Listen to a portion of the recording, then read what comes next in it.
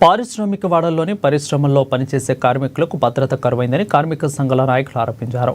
పరిశ్రమలో కార్మికుల భద్రతా ప్రమాణాలను డోలోతనం సిగాచి ఫార్మా పరిశ్రమ ప్రమాదంలో మరోసారి బట్టబయలైందని అన్నారు. ఇక పరిశ్రమలో భద్రతా ఏర్పాట్లపై తనిఖీలు చేయాల్సిన ఇన్స్పెక్టర్ ఆఫ్ ఫ్యాక్టరీస్ అధికారులు, పొల్యూషన్ బోర్డు అధికారులు నామమాత్రపు తనిఖీలు చేయడం వల్ల ఇలాంటి ప్రమాదాలు జరుగుతున్నాయని విమర్శిస్తున్నారు. ఈ దుర్ఘటనలోనైనా అధికారులు అప్రమత్తమై ప్రతి పరిశ్రమలో నిరంతర తనిఖీలు చేపట్టేలా ప్రభుత్వం చర్యలు చేపట్టాలని కార్మిక సంఘాల నాయకులు డిమాండ్ చేస్తున్నారు. ప్రభుత్వానికి లాభాలను కట్టబెడుతున్నామని, ఉపాధి కల్పిస్తున్నామని, పరిశ్రమ యాజమాన్యాలు ఇష్టానుసారంగా వ్యవహరిస్తున్న తీరుని జిల్లా యంత్రాంగం ఎండగట్టి కార్మికులకు భద్రత కల్పించేలా చర్యలు తీసుకోవాలని వారు కోరారు.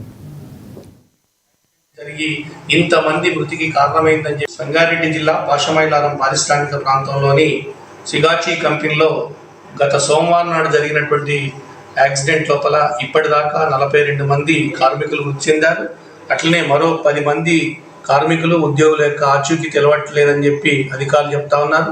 మృతి చెందినటువంటి కార్మిక కుటుంబాలకు సిఐటియు సంగారెడ్డి జిల్లా కమిటీ తరఫున మేము విప్లవ జోహార్లు తెలియజేస్తా ఉన్నాం.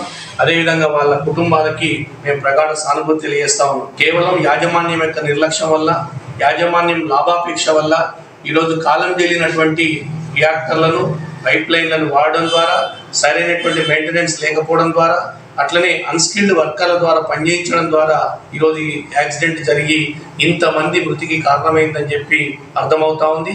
మరి ఈ మృతికి కారణమైనటువంటి, ఇంతమంది చావుకు కారణమైనటువంటి యాజమాన్యం మీద క్రిమినల్ చర్యలు తీసుకోవాలి, వాళ్ళ మీద కేసు పెట్టి వెంటనే అరెస్ట్ చేయాలని, అట్లనే మృతి చెందినటువంటి కుటుంబాలకు ఒక్కొక్క కుటుంబానికి ₹1,00,00,000 చొప్పున నష్టపరిహారం చెల్లించాలి.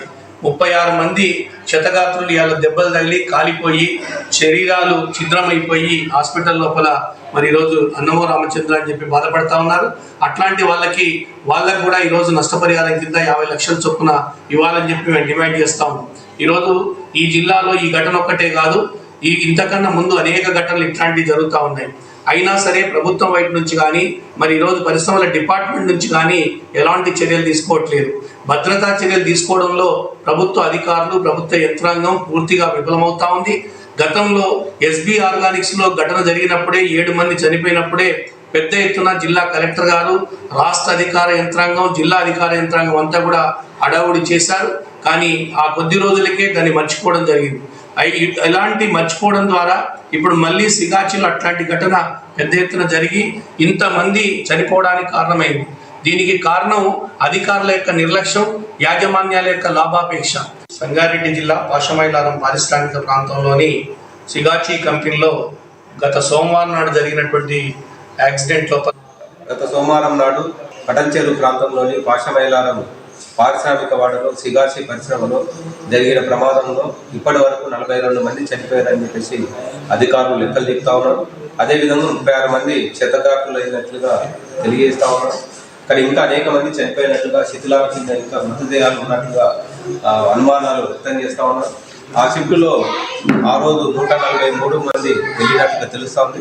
143 మందికి సంబంధించిన జాడ ఇప్పటి వరకు ఎందుకు చర్యలు తీసుకోవడం లేదు? గతంలో గత 6 నెలల కిందట